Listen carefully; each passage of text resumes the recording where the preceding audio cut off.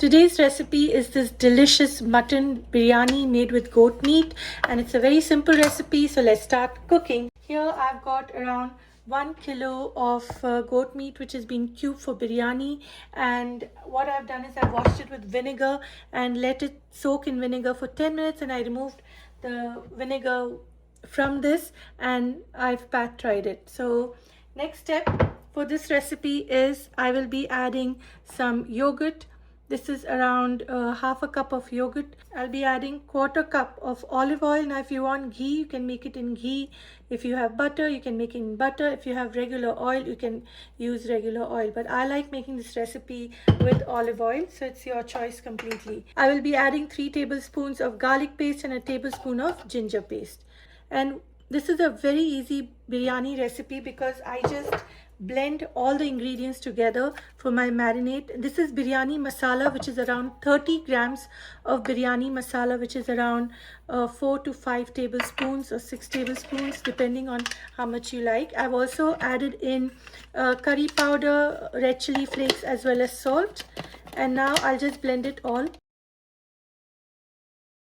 Now you can see this is well blended, and if you find the marination a bit thick, what I like to do is, since I found it a bit thick, I'll just add another 2 tablespoons of olive oil just to make the marination a little more liquidy. And if you want, you can add in more yogurt. Now blend it again. Biryani marinade is ready. Now I'll mix it with the mutton. I'll just pour the marinade that we've prepared into this dish, and I like to marinate the mutton for at least 24 hours overnight. You can also let it marinate for 48 hours in the fridge, and this is a very easy biryani recipe. It is like Kacche Gosht ki biryani of Hyderabad. Now at this point of time, you can also see if you need to add a little more yogurt, if you think you need more yogurt, or if you want to add a little more masalas, and if you want to add a little more olive oil or butter or ghee of your choice.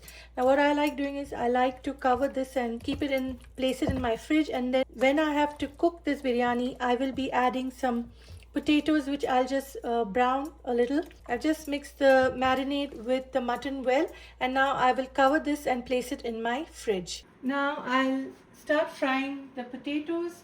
For that, I will be starting my stove, and in a warm wok, I'll add some ghee. You can also use some oil. The choice is yours. Now that the ghee is warmed up, I will be adding cubed potatoes, and I've added about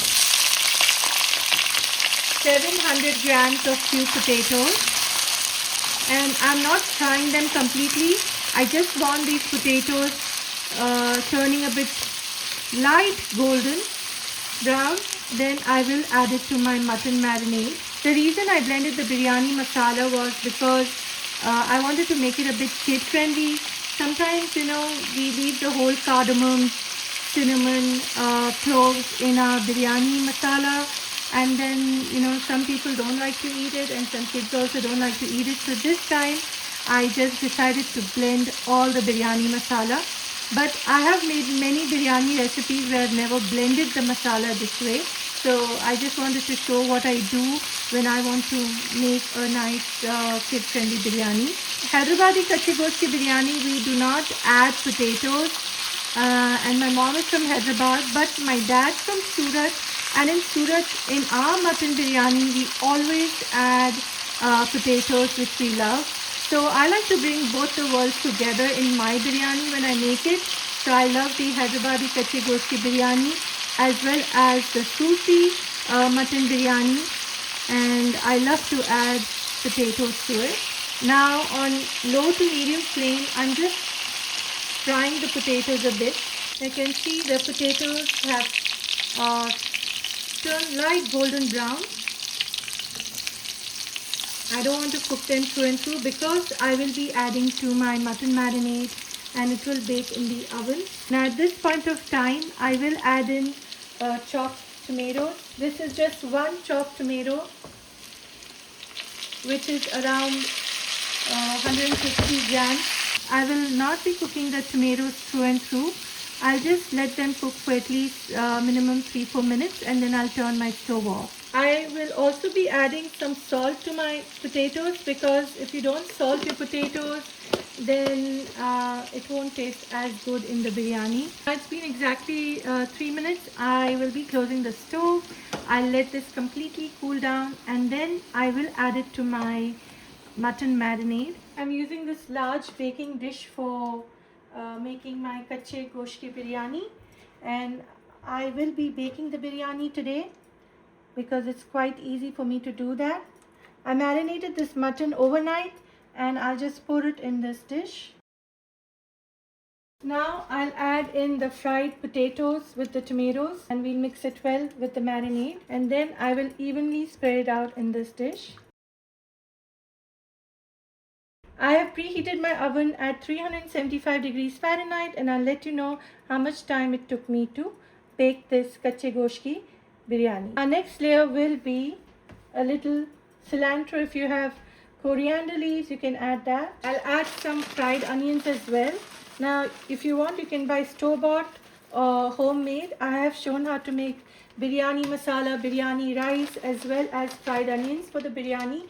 I will link the recipe for that in the description box below. For this recipe, I have used store-bought fried onions. So right now I will start layering my meat with rice. So I've already prepared this rice.